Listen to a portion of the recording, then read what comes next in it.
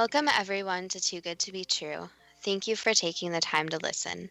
The subject of today's show is deaths of victims seemingly from nowhere. Before we start getting into details, let's just briefly talk about psychic insight and how we apply it. We choose a subject, then research it, and based on that research, we determine what we think needs to be explained by creating a series of questions. Then Justina provides psychic insight to answer those questions. The psychic insight is narrated towards the end of the show. Accepting the psychic insight is a question of individual belief.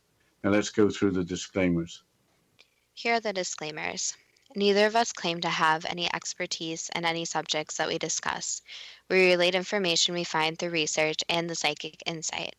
We are always delighted to hear from the listeners. The show only lasts an hour. We don't have the time to present exhaustive research on any topic. This means that there will be information that we miss. We want to provide a basis for the psychic insight. We don't care if the theory turns out too good to be true, as the show name suggests. We are only interested in finding out more of the truth about topics.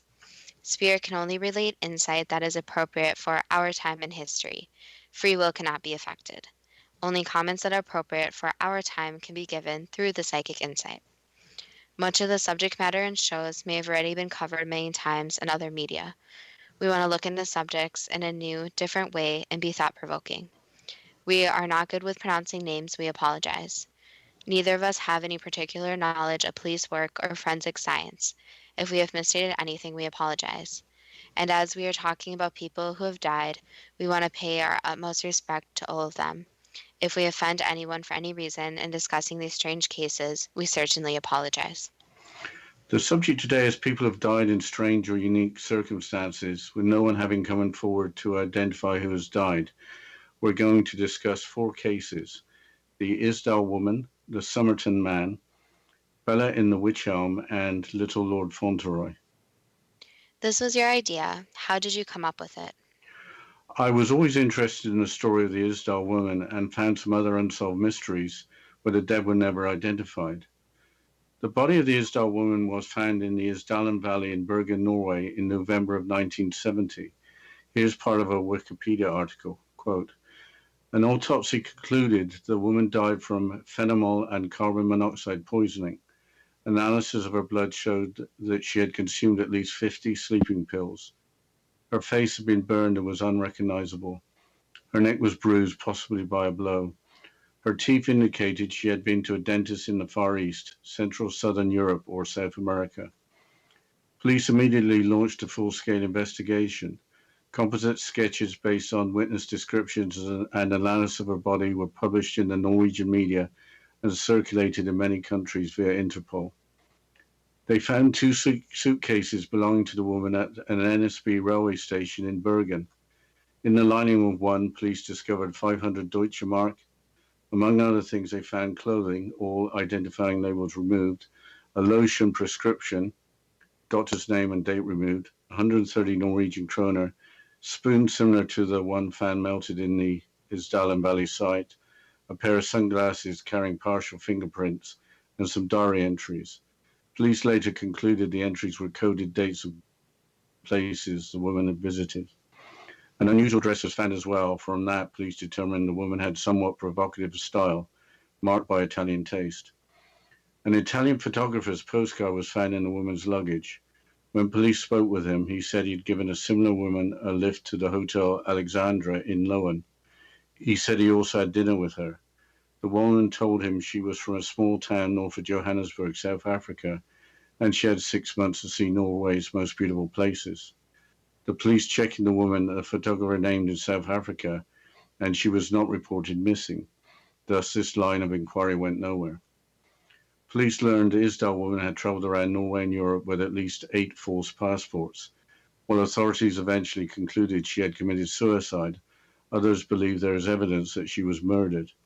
In 2016, a DNA profile was obtained from her teeth, and this, as well as handwriting analysis, suggested European and possibly French origin. In 2017, isotopic analysis of her teeth revealed that she probably spent her early childhood in Central or Eastern Europe, but spent her adolescence farther west. Multiple investigations point to the possibility that she was a spy, unquote. Isn't suicide for cause of death rather questionable? A blow to the neck, if self-inflicted, seems odd. Also, how did the face become burned and unrecognizable? She was found face down in what looked to be a campfire. There were two empty bottles smelling of gasoline found near the body. One source states that her fingerprints had been removed by sandpaper. How old was she when she died? Just recently, the Norwegian broadcasting company NRK reported that she was born in 1930, plus or minus 4 years. So in 1970, she would have been about 40 years old. NRK also reported that she put her age at 28 when registering at a hotel. Was anything later discovered? There was an eyewitness who claimed he saw the woman just days before her body was discovered, but his account took 35 years to become public. Here's more from the Wikipedia article. Quote, in 2005, a Bergen resident who was 26 in 1970 told a local newspaper that after seeing the sketch circulated, he had suspected the dead woman was the woman he had seen 5 days before the body was found when he was hiking on the hillside at Floen.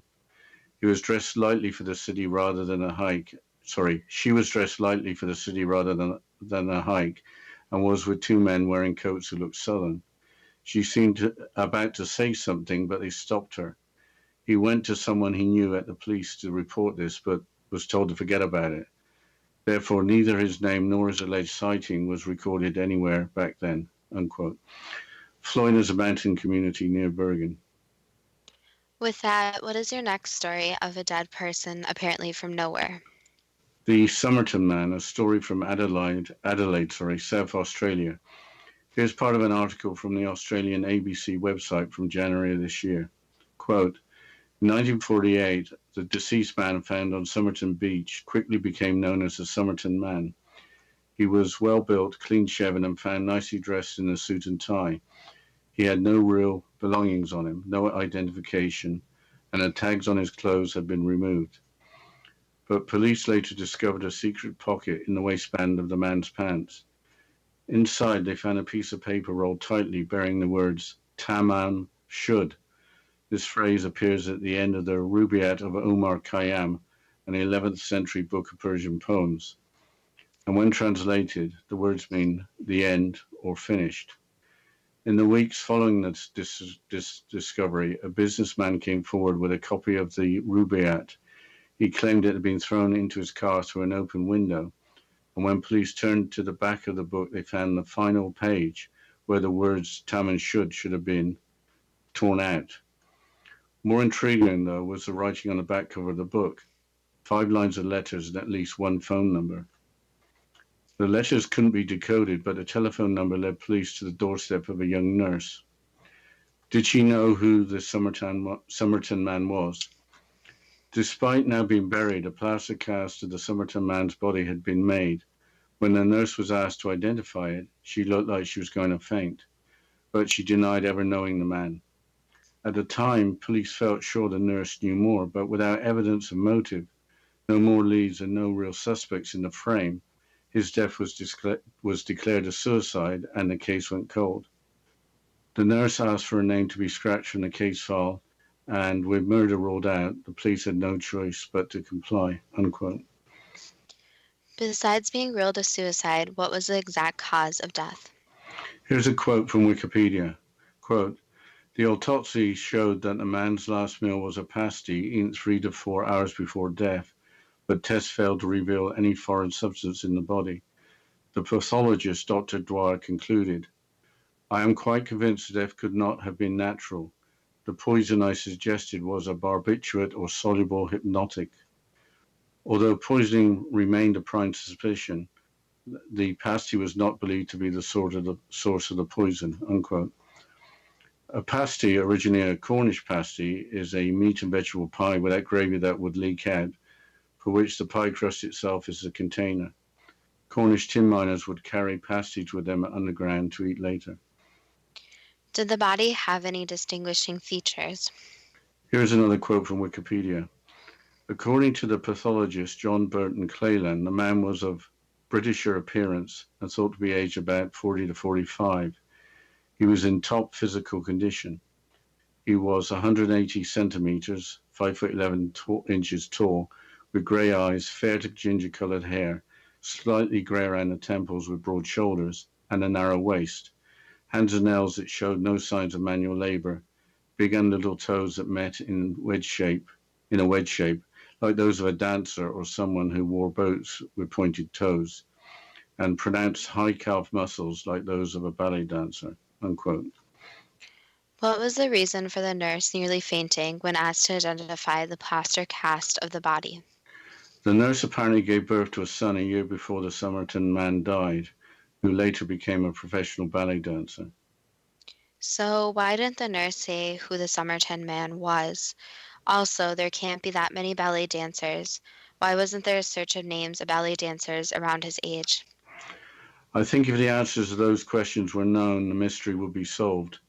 But there is an interesting development. We'll have to continue with this interesting development about the Somerton man after the short break. And you're listening to Too Good to Be True with Justina Marsh and Pete Marsh on the X Zone Broadcast Network, www.xzbn.net.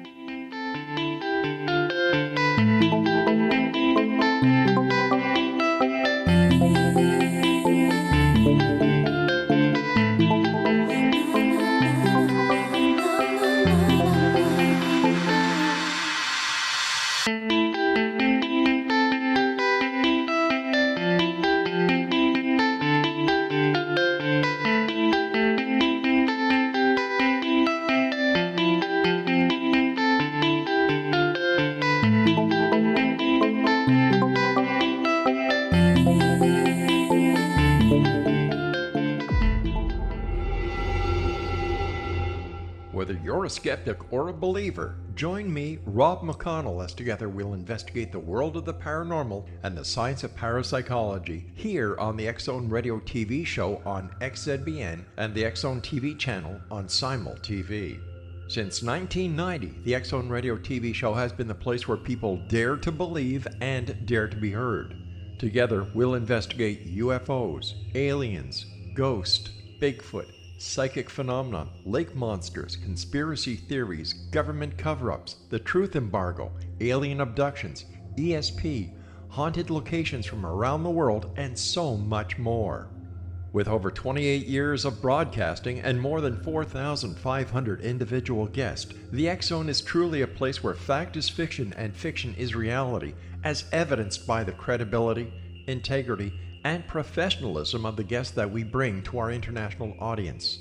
If you have seen a UFO, had a close encounter, seen a ghost, Bigfoot, lake monster, or a story that you would like to share or have investigated, contact me, Rob McConnell, by sending me your email to xzone@xzoneradiotv.com, or you can call toll-free 1-800-610-7035, extension 143, and on Skype, X Zone Radio TV.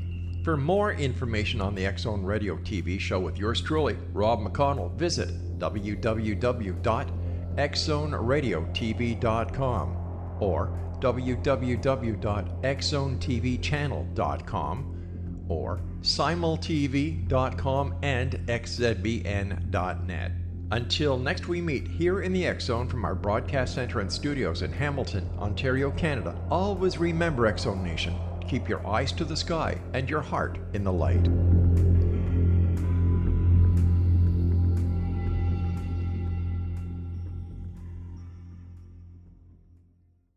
You have heard of the X Zone? Now watch it on Simul TV, plus 500 video games, live TV channels, free video on demand, worldwide, and more. Does this sound like tomorrow's television? Well, it is, but you can have it today, right now.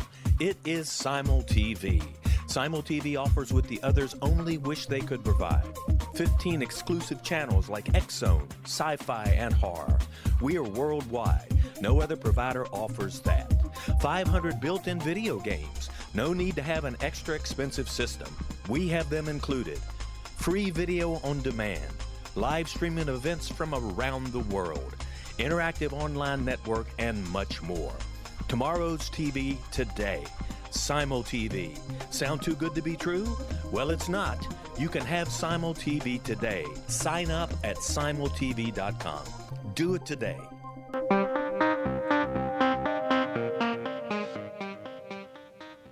Welcome back to Too Good to Be True. And before the break, we were discussing the Somerton man and the mysterious death. So we were talking about an interesting development. Did someone come forward with new information? Adelaide University academic Derek Abbott, who was investigating the case, met Rachel Egan, who may be the granddaughter of the Somerton man. They subsequently married.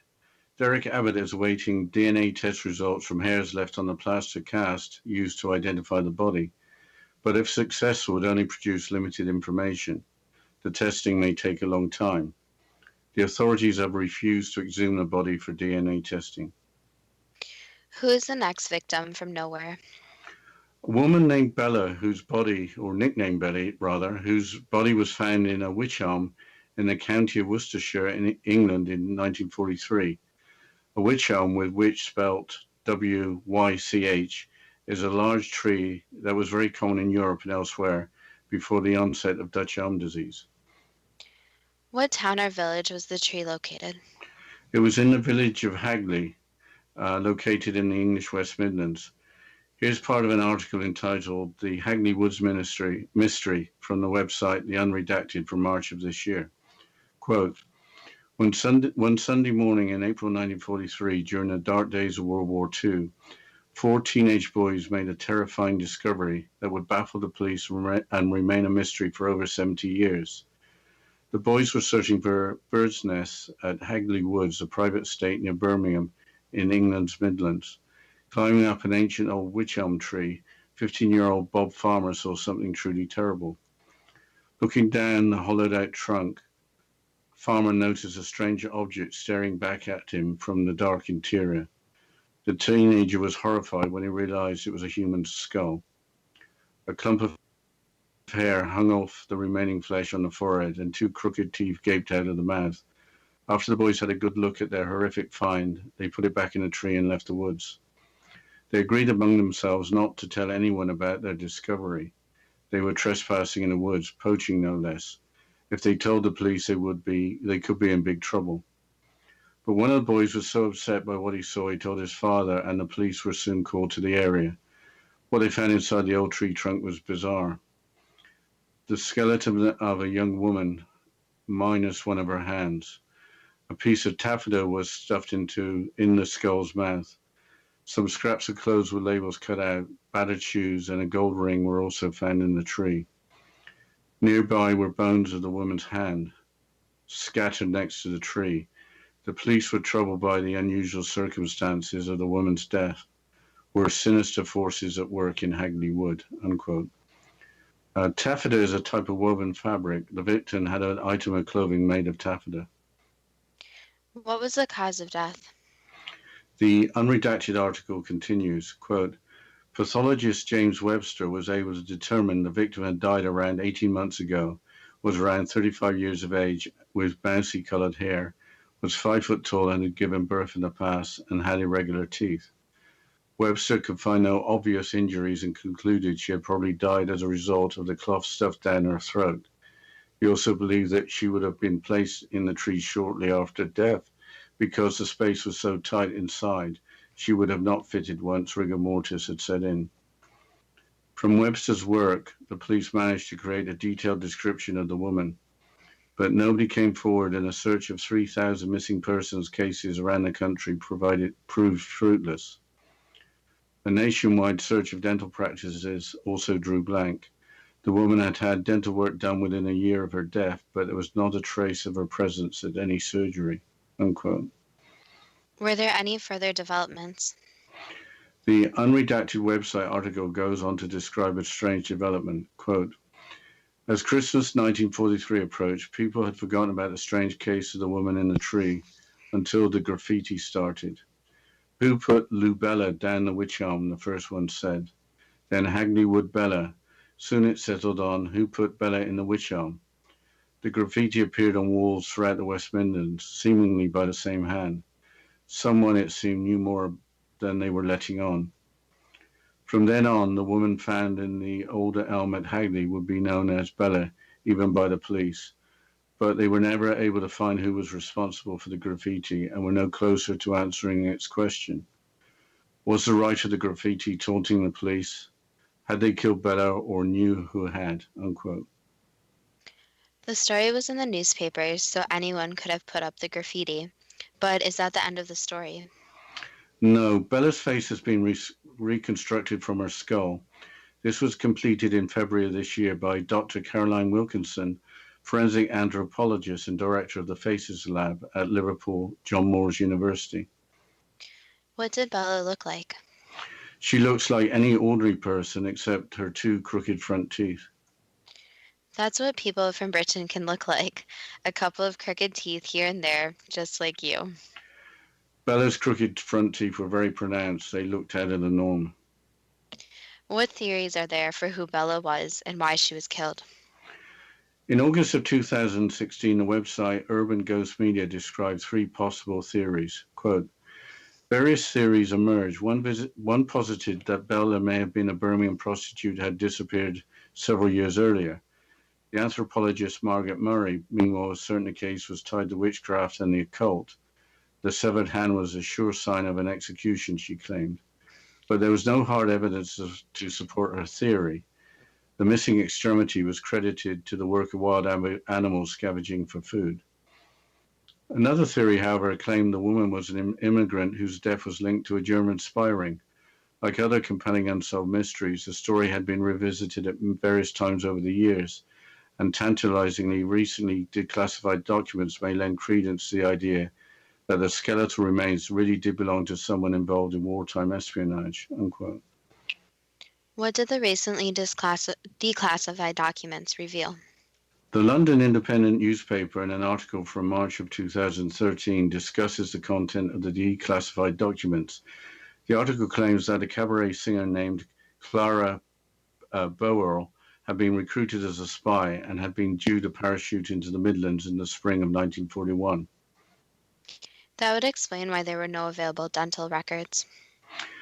But several sources are clear that Clara Bowerl was laid to rest in Berlin in 1942 after dying of unintended poisoning. Did Clara resemble the recent facial reconstruction? The crooked teeth were not obvious, but the major mismatch was that Clara Bowerl was reported as being 6 feet or 1.8 meters tall and not 5 feet or 1.5 meters tall as estimated for Bella. Do you want to continue with the last story of the child victim named Little Lord Fauntleroy, who was the original Little Lord Fauntleroy? Yes, Little Lord Fauntleroy was a title of a children's story published in the St. Nicholas magazine from 1885 to 1886. It was then published as a novel and later made into a movie in 1936. It's about an American heir to a British fortune who was a 9-year-old boy living in poverty in Brooklyn. How did the victim get named after a fictional character? I think it was his age and the way he was dressed. Here's a quote from Wikipedia. Quote, on March 8, 1921, the remains of a boy were found floating in a pond near the O'Loughlin Stone Company in Waukesha County, Wisconsin. Authorities estimated he was between 5 and 7 years old. He had blonde hair, brown eyes, and a tooth missing from his lower jaw. He had been struck with a blunt instrument. The boy could have been in the water for several months. He was dressed in a grey sweater, Munsing underwear, black stockings, a blouse, and leather shoes. The clothing quality suggested the child was from an affluent family. Police displayed his body at a local funeral home trying to identify him, but no one claimed the body. The boy was buried on March the 17th, 1921, unquote. Munsing is a brand name still in use. What other information is available about the sad discovery? The website The Lineup, in an article from 2017, provides a detailed account of the aftermath of finding the body. Here's part of the article. Quote, detectives tried to determine how long the body had lain in the quarry. Their estimates range from a few days to 6 months. Quarry pumpman Mike Coker informed police that he had seen a young woman in a red sweater milling about the property on February the 6th, and that she had tearfully asked him if he'd seen a boy in the neighborhood. Coker further stated that the woman then joined a male acquaintance and peered into the quarry before driving off in a car, unquote. That was about a month before the body was found. Were there other developments? Yes, again from the website, the lineup, quote, police received a small break in the form of David Dobrik, owner of the Liberty department store. Dobrik claimed to be certain that the victim's clothing had been sold in his store during a sale that past January. Then another break came, this time pointing to a possible identification. A Chicago man named J.B. Belson insisted that the boy was his nephew, the son of his sister, Mrs. G.E. Holmridge. Belson claimed that his sister's ex-husband had kidnapped their two children and threatened to kill them on numerous occasions, unquote. However, despite the promising lead, there was no positive identification of the body. Was the lady in the red sweater interviewed as a witness? Unfortunately, again from the same article, quote, then police received word that the woman seen near the quarry by Mike Coker had committed suicide and that she had done so in the same quarry pond. Police dragged the pond and set off dynamite in the hopes that the explosions would bring her body to the surface. No corpse was found, unquote. We'll have to continue after this short break, talking about the mysterious death of the little boy and then going into the questions and the psychic insight. And you're listening to Too Good to Be True with Justina Marsh and Pete Marsh on the X Zone Broadcast Network, www.xcbn.net.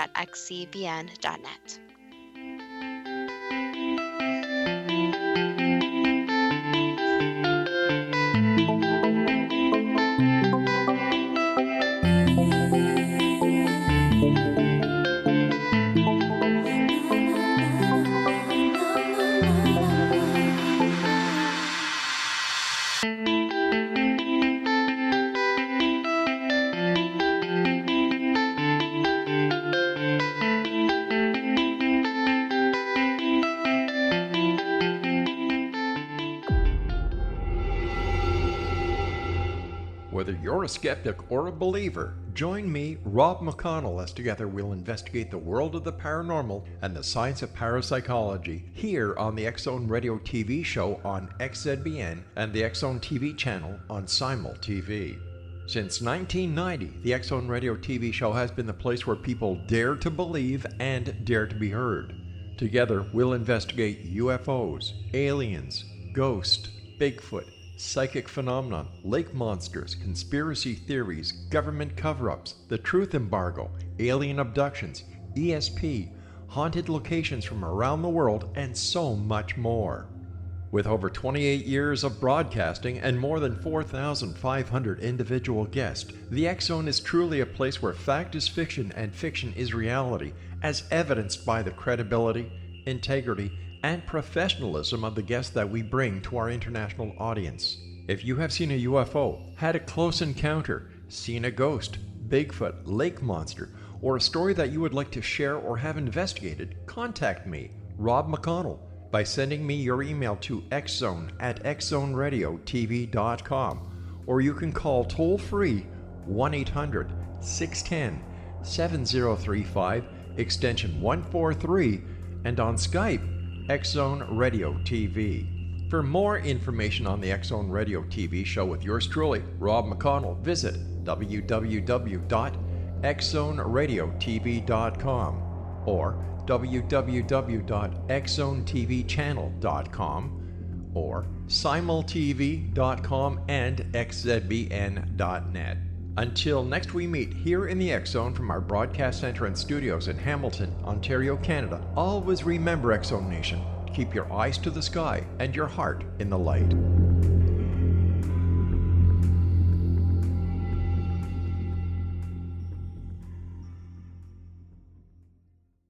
You have heard of the X Zone? Now watch it on Simul TV, plus 500 video games, live TV channels, free video on demand, worldwide, and more. Does this sound like tomorrow's television? Well, it is, but you can have it today, right now. It is Simul TV. Simul TV offers what the others only wish they could provide. 15 exclusive channels like X Zone, sci-fi, and horror. We are worldwide. No other provider offers that. 500 built-in video games. No need to have an extra expensive system. We have them included. Free video on demand. Live streaming events from around the world. Interactive online network, and much more. Tomorrow's TV today. Simul TV. Sound too good to be true? Well, it's not. You can have Simul TV today. Sign up at simultv.com. Do it today. Welcome back to Too Good to Be True. And before the break, we're discussing the tragic death of the little boy that was found in the pond, little Lord Bantalloy. So we were talking about the lady in the red sweater. Have there been any recent updates other than that? The last update to the story was in 1949, once again from the same article. Quote, 28 years later in 1949, a medical examiner from Milwaukee suggested that little Lord Fauntleroy may have been a boy named Homer LeMay who had disappeared around the same time. Homer LeMay's father was questioned repeatedly about Homer's disappearance. LeMay claimed that his son was left with a Chicago couple named Norton in 1921, who spirited away to Argentina and later mailed a clipping stating that the abducted boy was killed in an automobile accident. Police followed LeMay's story to South America, but found no proof to validate his claims, unquote. With that unsatisfactory end to the story, it is time for the first question. We'll start with the Isdal Woman. Although it seems unlikely, did the Isdal Woman commit suicide? No, How did her neck become bruised? Was she struck by a blow? that could be said. Was she forced to consume around 50 sleeping pills? There is some very disturbing situation that she is forced to do something, yes, Was she killed where the body was found? in a similar area. Why wasn't the Isdal Woman able to be identified? Because she lived in an area that is very secluded. Was she from a small town north of Johannesburg, South Africa? Yes, she was from a small town. Was that in South Africa? Around that area, yes. It's vague since the different country lines, but approximately. Did she have 6 months to see Norway's most beautiful places? Yes, she was in Norway for a bit. Did the Isdal Woman have a European, possibly French origin? Her distant family could be traced back, but not where she grew up, no. Was the Isdal Woman a spy? No. How did she end up lying face down in a fire? Basically, she got involved with the wrong crowd of people, and she knew information that she wasn't supposed to. Had her fingerprints been removed by sandpaper? Yes. How old was the Isdal Woman when she died? Late 20s. Did an eyewitness see her hiking on the hillside at Floyen 5 days before her body was found? Yes. Was she dressed lightly for the city rather than for a hike with two men wearing coats who looked southern? She was dressed different, yes, and yes, she was with men. Did the two men prevent her from speaking? They were not really controlling her, but she was being careful. Why did the police reportedly not want the eyewitness's testimony regarding the Isdal Woman being sighted with the two men and was told to forget about it? Because eyewitness testimony is very vague, and a lot of memories are usually corrupted when thought back. For example, one might see a red car, and they will state it's a red car, but it's actually a blue car. So the authorities are very careful with the testimony, since they didn't actually believe the person. Why was her body in a condition not to be identified, but left to be found in a public place? Basically, because of the non-identification of that. It didn't matter where the body was disposed of. What was the motive for her murder? The information she knew. So if that information leaked, it would have gotten a group of people in very large trouble, and it was easier to dispose of her than try to deal with that information. Is there anything you could say about what that information was? It was related to crime. How could the Isdal Woman afford to travel from South Africa and tour Norway? She saved up for the trip, so it was a pre-planned trip. Was it true she had 8 false passports? She had some, yes, but you could say more of a cover-up. Was part of her murder to remove all the labels from her belongings in the suitcases found at the railway station? Yes, and to make sure there was no identifying clothing items belonging that were unique to her. Why was there so much of a story that the Isdal woman was a spy? Basically, you can think of it where a lot of people like conspiracies, and to the fact that she was a spy is more intriguing of a story than a woman who just got caught up with the wrong people. So it wasn't part of a cover up, it's just that people just happened to believe in a story of a spy. Yes, and it is odd that when people hear a story about a woman from very far from home, hearing information that she's not supposed to, then going missing, a lot of people's minds go directly to that she was involved in something very shady, such as being a spy. Is there anything more you can relate about the life and death of the Isdal woman? Basically, to be very, very careful about the people you hang out with, and when you are traveling to a foreign country, to be careful about who you trust, and not to really poke your nose where it doesn't belong, since you never know what you are going to hear or what you are going to experience. So, just to put safety first, always let someone know where you are going, where you're going to be, who are you going with, and to be very, very careful, especially when you are really far from home. Changing subject to the Somerton man, why was the body smartly dressed and found with no identification, with clothing labels removed? Because they didn't want the body to be identified. So basically, they removed any traces, since, for example, those labels could possibly have been tracked back to a laundry or to where the more designer clothes were from, Why was there a secret pocket in the waistband of his suit pants? to store a special item.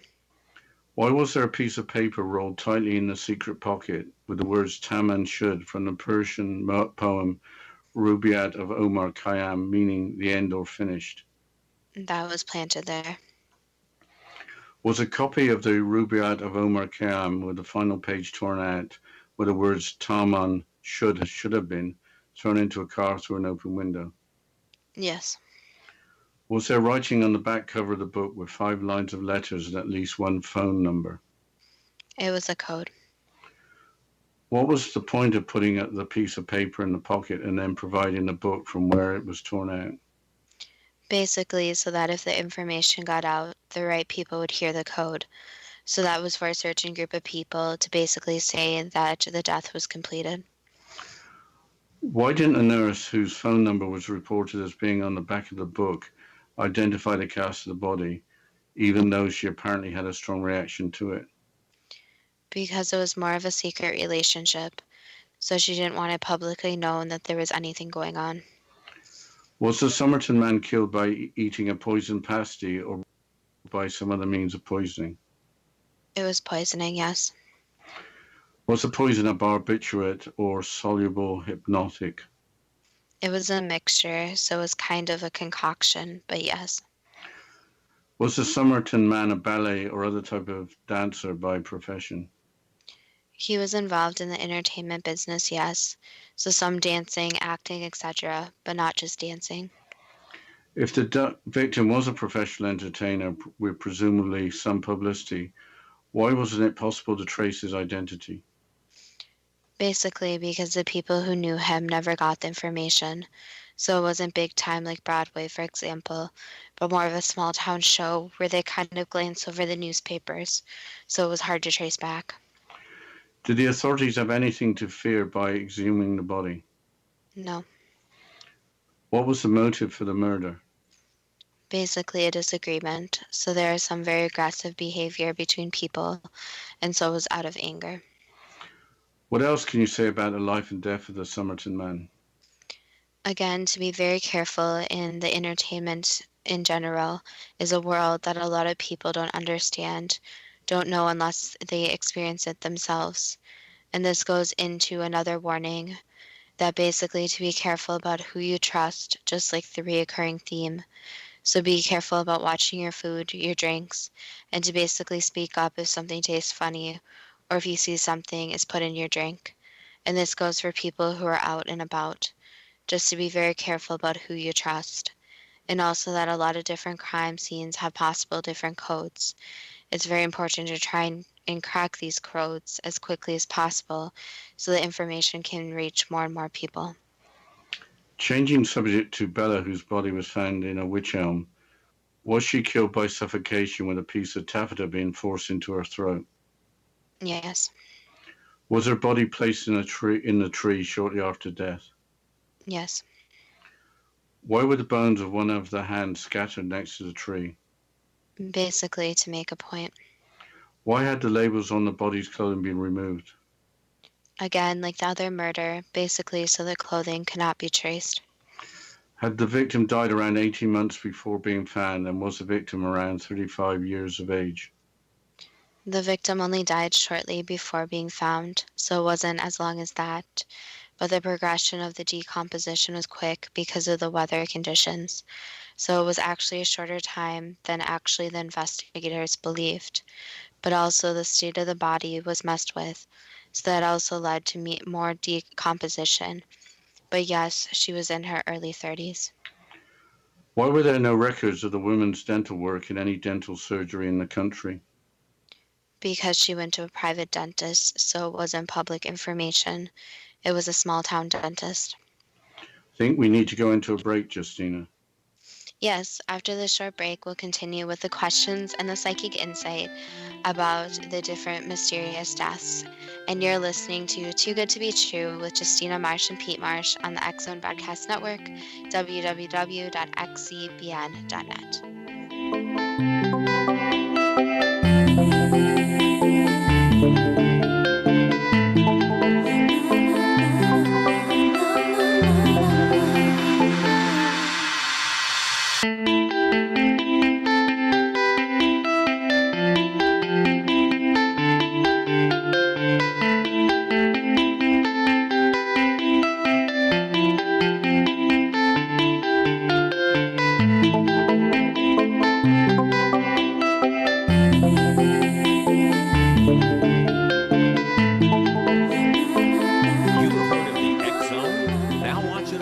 TV, plus 500 video games, live TV channels, free video on demand, worldwide, and more. Does this sound like tomorrow's television? Well, it is, but you can have it today, right now. It is Simul TV. Simul TV offers what the others only wish they could provide. 15 exclusive channels like X-Zone, Sci-Fi, and Horror. We are worldwide. No other provider offers that. 500 built-in video games. No need to have an extra expensive system. We have them included. Free video on demand. Live streaming events from around the world. Interactive online network, and much more.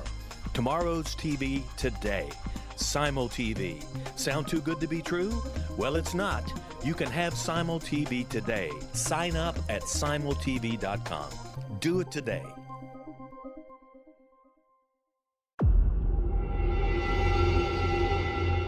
Whether you're a skeptic or a believer, join me, Rob McConnell, as together we'll investigate the world of the paranormal and the science of parapsychology here on the X Zone Radio TV show on XZBN and the X Zone TV channel on Simul TV.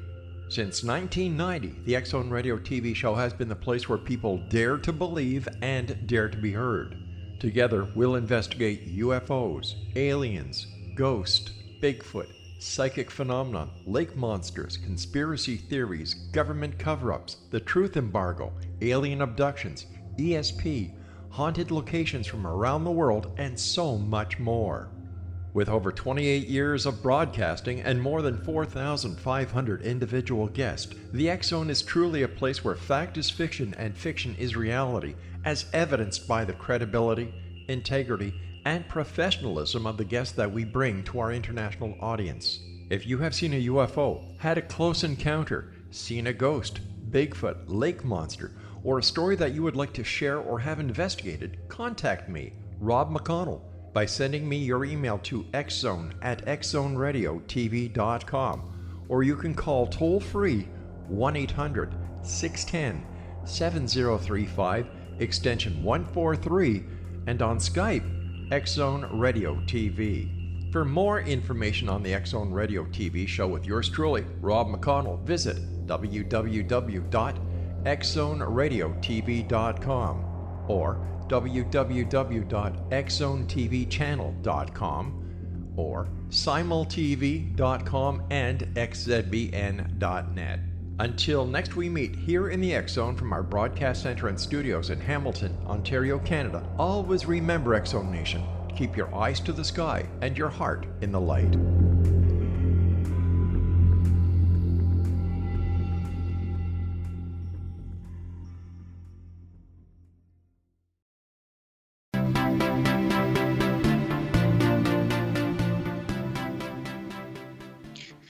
Welcome back to Too Good to Be True. And before the break, we were going through the questions and the psychic insight about mysterious deaths of unidentified people.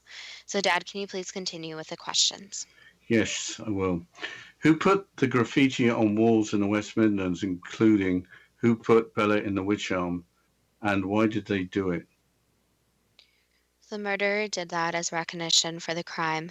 So basically, you can think of it as they want attention and they want to leave little small traces for authorities. Why didn't the authorities pick up on that as a clue? It wasn't obvious, so it wasn't a direct communication, and the authorities were very busy at the time, which really isn't an excuse but more of a fact. What was the motive for the murder? Basically, someone who has a very twisted mind, so it was an easy kill for them. Why did the murderer put the victim in the tree?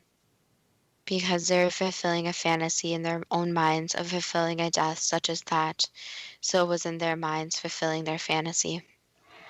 Why did no one come forward to identify Bella, given that she had crooked front teeth that would have made her easy to identify? She had hardly any family, so it would have had to be a friend that identified her, and it would be very hard to get that information of them since it is more small town, close community, and where she was found was not very close to where she was actually living and where she grew up. There are various theories about the victim. What did she do for a living? She worked as a waitress. Are the theories that she was a prostitute, a victim of a cult, or a German spy untrue? They're untrue again. It goes back to that people make some more elaborate stories in some cases. Was the recent reconstruction of Bella's face from her skull close to how she looked when she was alive? There are some differences, but it's similar, yes. Is there an ongoing effort to match the face with photographs from that era? It would be very difficult. It would really take a lot to try to find someone who could actually identify her. Again, with limited family, it makes it a lot harder. Is it possible to answer the question of who was responsible for Bella's murder? That can't be answered fully, but investigators could trace back, and the advice would be to look at others' very strange murders around the same time.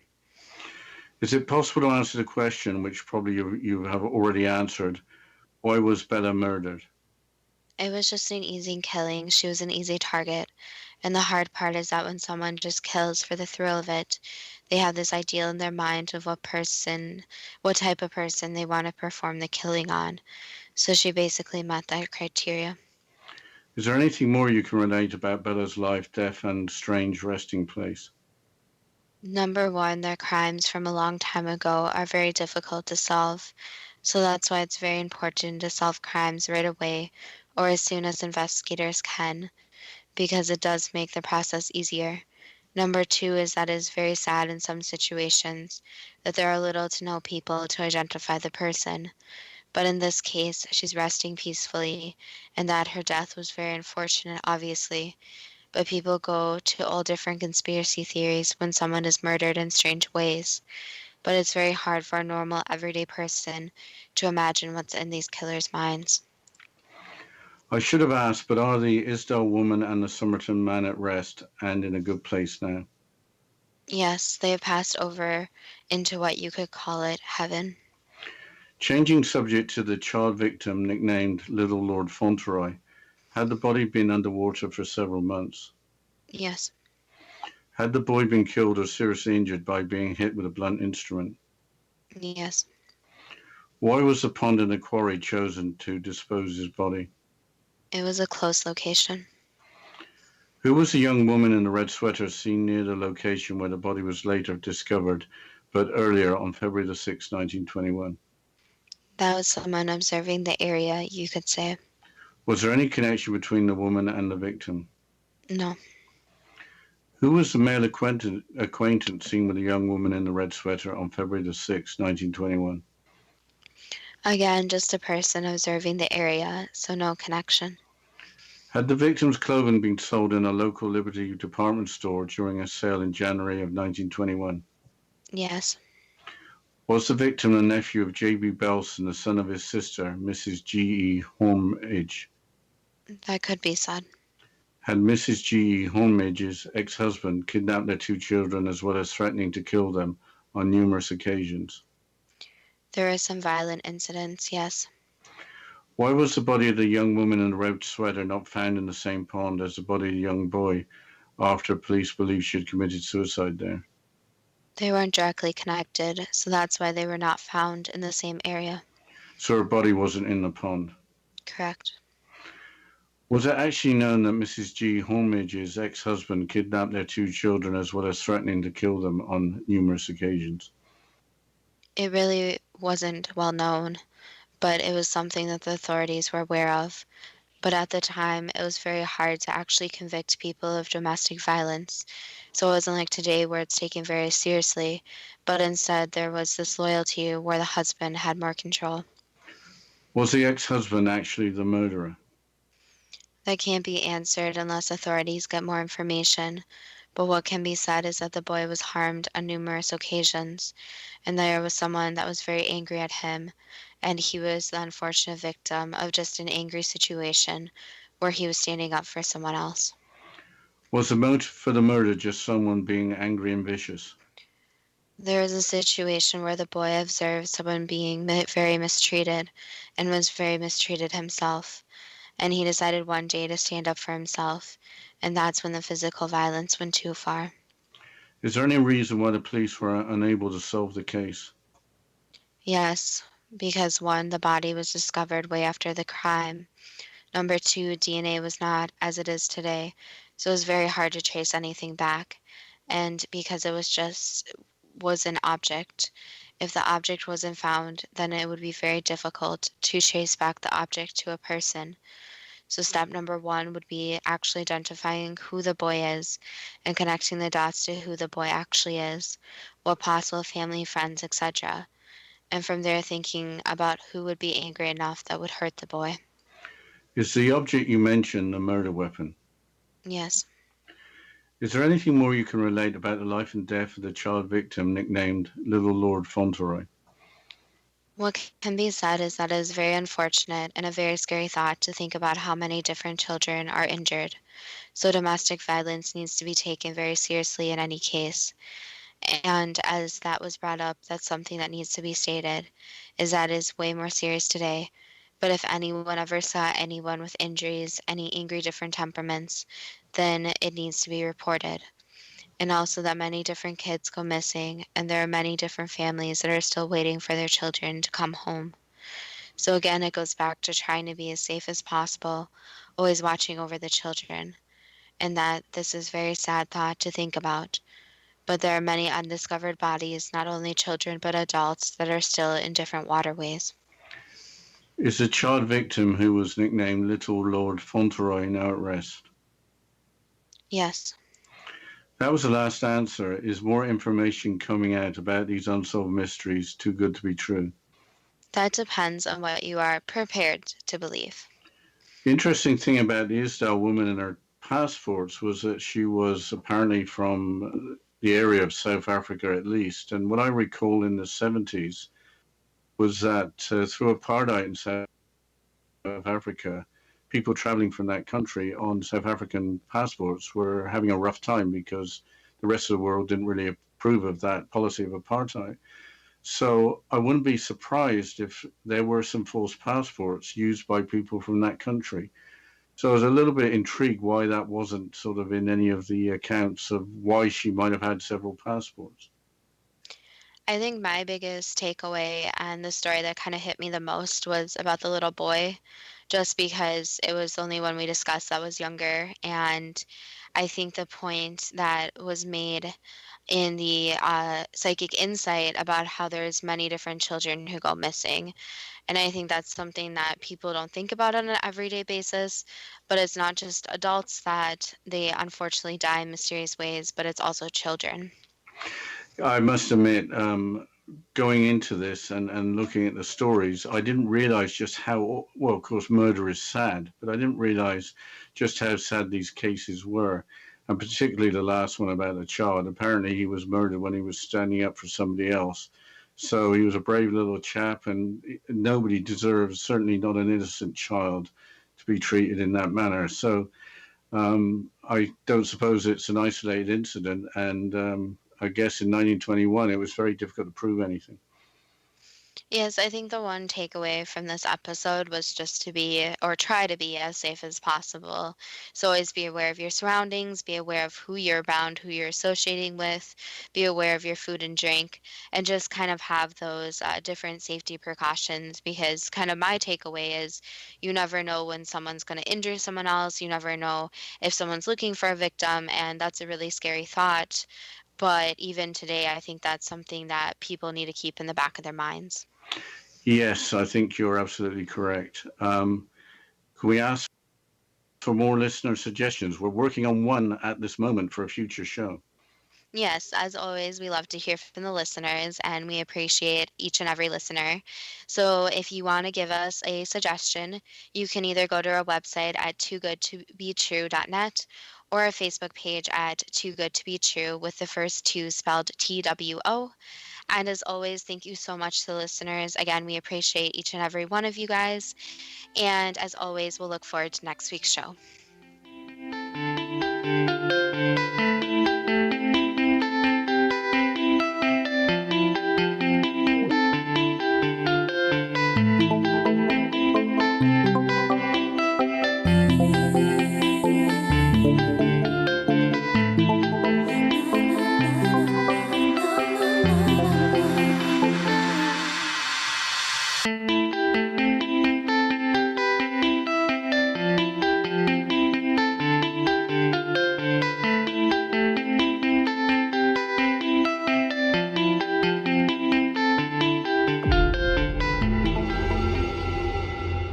Whether you're a skeptic or a believer, join me, Rob McConnell, as together we'll investigate the world of the paranormal and the science of parapsychology here on the X-Zone Radio TV show on XZBN and the X-Zone TV channel on Simul TV. Since 1990, the X-Zone Radio TV show has been the place where people dare to believe and dare to be heard. Together, we'll investigate UFOs, aliens, ghosts, Bigfoot, psychic phenomenon, lake monsters, conspiracy theories, government cover-ups, the truth embargo, alien abductions, ESP, haunted locations from around the world, and so much more. With over 28 years of broadcasting and more than 4,500 individual guests, the X-Zone is truly a place where fact is fiction and fiction is reality, as evidenced by the credibility, integrity, and professionalism of the guests that we bring to our international audience.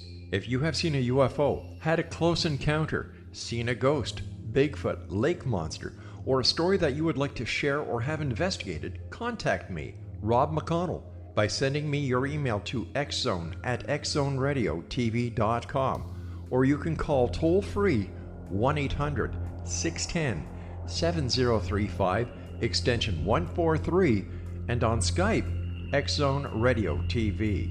For more information on the X-Zone Radio TV show with yours truly, Rob McConnell, visit www.xzoneradiotv.com or www.xzonetvchannel.com or simultv.com and xzbn.net. Until next we meet here in the X-Zone from our broadcast center and studios in Hamilton, Ontario, Canada, always remember, X-Zone Nation, keep your eyes to the sky and your heart in the light.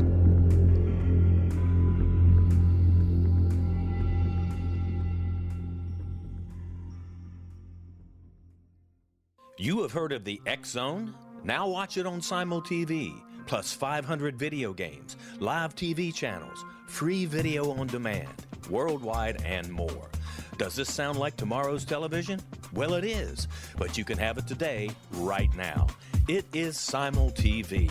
Simul TV offers what the others only wish they could provide.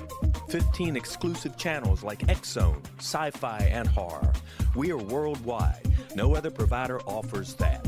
500 built-in video games. No need to have an extra expensive system. We have them included. Free video on demand. Live streaming events from around the world. Interactive online network, and much more. Tomorrow's TV today. Simul TV. Sound too good to be true? Well, it's not. You can have Simul TV today. Sign up at simultv.com. Do it today.